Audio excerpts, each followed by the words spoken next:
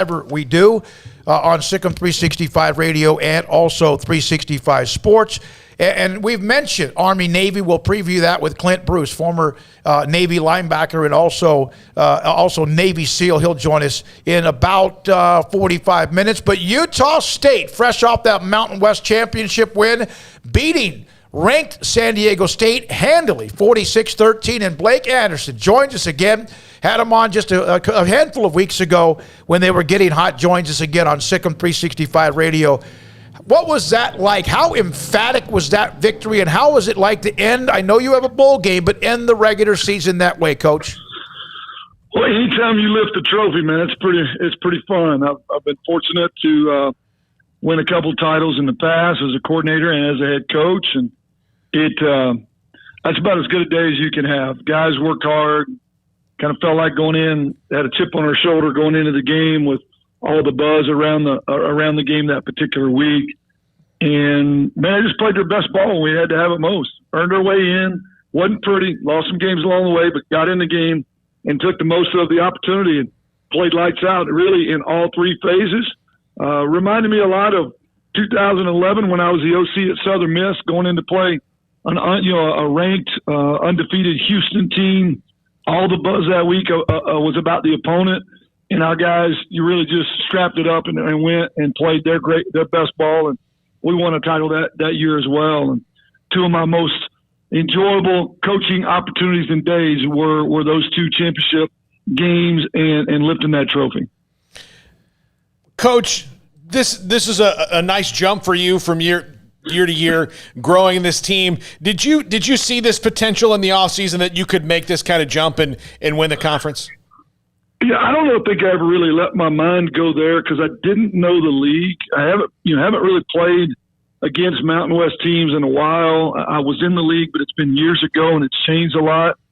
And I just have a tremendous amount of respect for the people we're going to play. I felt like we were going to be a problem for people with what we were going to do on offense and defense. I did feel like that real quickly in the process in the spring that this group just had something very unique about the willingness to be unselfish. We talk selfless, tough, and accountable all the time, and you could see that this group was willing to pull together and kind of put their egos aside and just go to work. They would work at a really, really high level. We challenged them and ran like crazy and asked them to do stuff that was uncomfortable, and at no point did they ever kind of bite back at us. They just continued to do more and more and do better and better. But raising a trophy and winning a championship, I just don't think we ever let our minds go there. We just focused on being one degree better every day, and then 1 week at a time in the season, kind of figured out, heck, maybe we're a little more competitive than we thought. So it's been a process.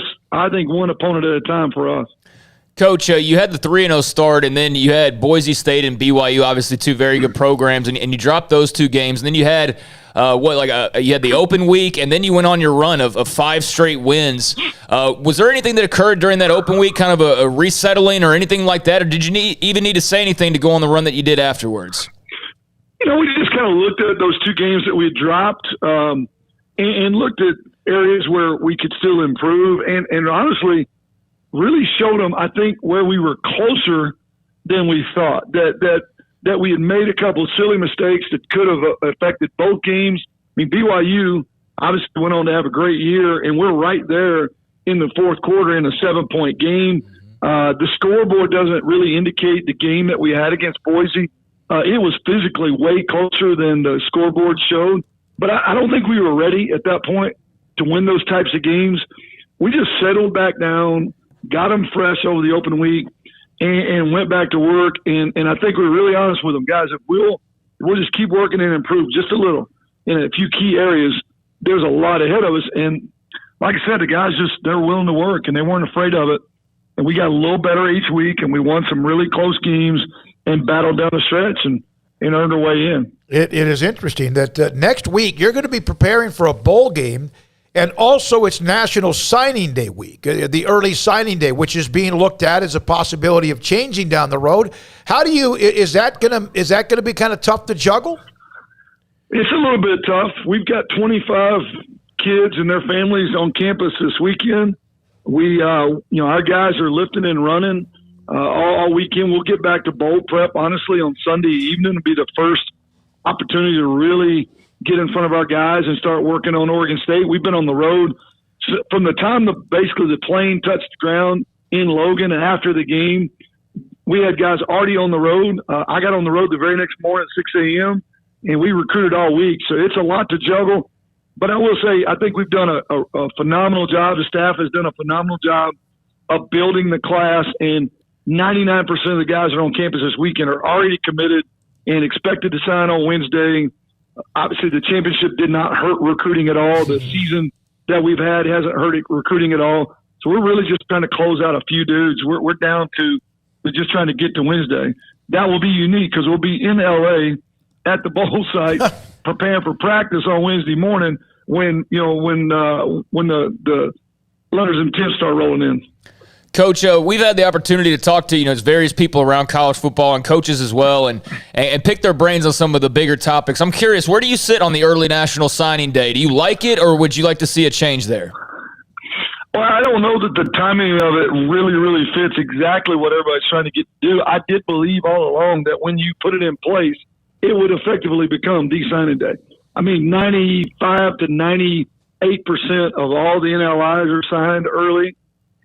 With what's going on with some of the coaching changes at the pace that's happening, I think that was an unintended residual effect. I mean, those things are happening so much earlier. Now with the portal and some of the things that are going to happen there, I'm not sure that exactly where we have it is the right spot. I don't necessarily know that it has to go back to February, but I've heard some of the same conversations y'all have heard about it, maybe sliding back a little bit further. I don't know if any of us. I think some really smart dudes got to sit down and kind of put again your logo on the off and just think about what's best for the game, and get some high school coaches' opinions as well, and try to find what works. And maybe we end up right where we're at now. I don't know.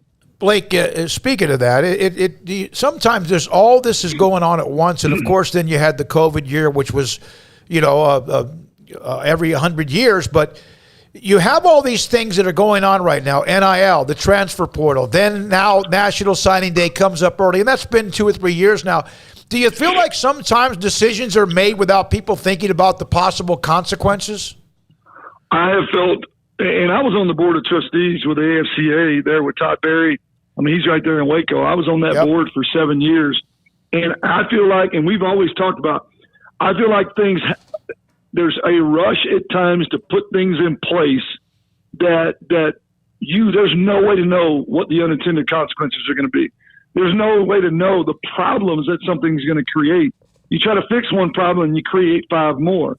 And at times we felt like as coaches that we were behind that, and we were arguing about things after they were put into place, as opposed to really being able to have a voice on the front end and try to head off some of the issues. And Todd's done a great job with the AFCA of trying to help create a better voice and really be out in front of things. But it's still, at times, I think we get stuff that's thrown at us. This is going into effect immediately, or this is going into effect in August. And we look back like, man, do y'all realize what you just created? It's not a perfect system by any means, but that has been the environment, I feel, as a coach, a good bit, unfortunately. How much will the 12-team playoff help Utah State if that finally gets done? I think it'd be huge for us and teams like us that really right now, what we just accomplished for the most part, and I know Cincinnati is going to play in the playoff, and I get it. It's going to happen once every 100 years if things don't change. I mean, you had to have the perfect storm, and they earned their way there, but you needed a ton of things to happen for that to be the case. If you go to 12, it gives every one of us across the board an opportunity, and you got to earn your way there, and maybe you go and you get beat right out of the gate. But you know what? You should have the opportunity, like you do in every other sport, in every other division of college sports. Every other sport and every division, we're the only ones that truly don't. And I would tell you, before the season starts right now with the 14 playoff, there's about 15 or 20 schools that legitimately have a chance. And everybody else is playing for a conference title and a great bowl game, and that is just not the way, in my opinion, it should be. Coach, you're playing in the Jimmy Kimmel LA Bowl, which is, there's always interesting bowl games, but that's certainly one of the newer, more interesting ones. Oregon State, they've had a great year, probably a little bit under the radar, quite frankly. I know their running back, B.J. Baylor's from the state of Texas and is a great back. Your thoughts on the Beavers, what you've seen, what you're preparing for? One of the best offensive lines in the country. I think they're up for an award. I don't remember the name, but there's a collective O-line award, and I know they're finalists for that. Well-deserved. They run the ball well. They protect the quarterback really well, and he will sit in the pocket and sling it. And they scored a bunch of points all year. I know they were frustrated defensively earlier, but made a change at the defensive coordinator spot and played a lot better down the stretch. We're catching them at their best. We started the season with Washington State and came away with a win in the last minute of the game. It would be awesome to finish up the season with another Pac-12 and Power 5 victory, but it'll take us playing just as good as we did last Saturday to find to be in this game. They're really good, and I agree, kind of under the radar good in my opinion, and they've only gotten better as the season progressed. Blake, one more question, if you don't mind, from me. Utah won the Pac-12 title. You won the Mountain West title. Brigham Young feels like they might have won the Pac-12 title because they ran the table, and their losses are to Boise State and then Baylor, who made the run at the end with winning the Big 12 title. How strong right now is college football in your state? Pretty salty, and when you consider some of the high school teams in the state ranked nationally, over the last couple of years as well, they love ball here. It reminds me a lot of growing up in Texas. They really do love ball. They take a lot of pride in it. Well coached, and really just across the board, as you mentioned. Even you start looking at Weber State. They've made deep runs into the 1AA playoffs in recent history. It's a lot of fun. It's great football here. Blake, thank you, man. Congratulations. Appreciate your time and access with us. We appreciate you very much. Absolutely. Y'all take care there in the Central Texas for me. I will, and we'll make sure we take care of Hubbard. Thank you, man. That's a great Texan right there, and Blake Anderson from Hubbard, Texas, just about an hour or so to the east of us on the way down Highway 31. Think about that. Utah won the Pac-12 emphatically. Utah State emphatically won, beat 19th ranked San Diego State. Brigham Young just got the great news Craig brought about Kalani Sitake. They're 10-2, ranked like 13th in the country. Pretty damn good. Yeah, he was thinking of the Joe Moore Award, the best offensive line in the country that Oregon State is up for, along with a couple of others. But, yeah, I mean, I paid attention to them mostly because of B.J. Baylor, their running back from Texas, and the numbers that he's put up. And you don't really pay attention to Oregon State, quite frankly, because they play later, or you don't know what channel they're on or whatever, right? And I just so happen to because of some of the stuff I do. And, yeah, they've had a quietly really good year. I mean, they really have. They've had a solid year. So, that's going to be a tough test for Blake Anderson and company. But, he's got the young Texas gunslinger, I guess not so young now, but Logan Bonner, a great player, and that should be for the Jimmy Kimmel Bowl. That's interesting. Cool. I wonder if they'll make him read mean tweets. I don't know, There's but plenty about college football coaches. Yeah, I wonder how involved Jimmy is in that. But that's cool. That's a lot of exposure for them. He's been doing a bunch of bits like picking a mascout and all that this week. There you go. Yeah, we will. Yeah, that's pretty cool. You know to have your name, have your name attached to it. Now, we're going to come back with Bill Connolly. He works for ESPN. He does a bunch of graphics, a bunch of analytic stuff, and we're going to come back and also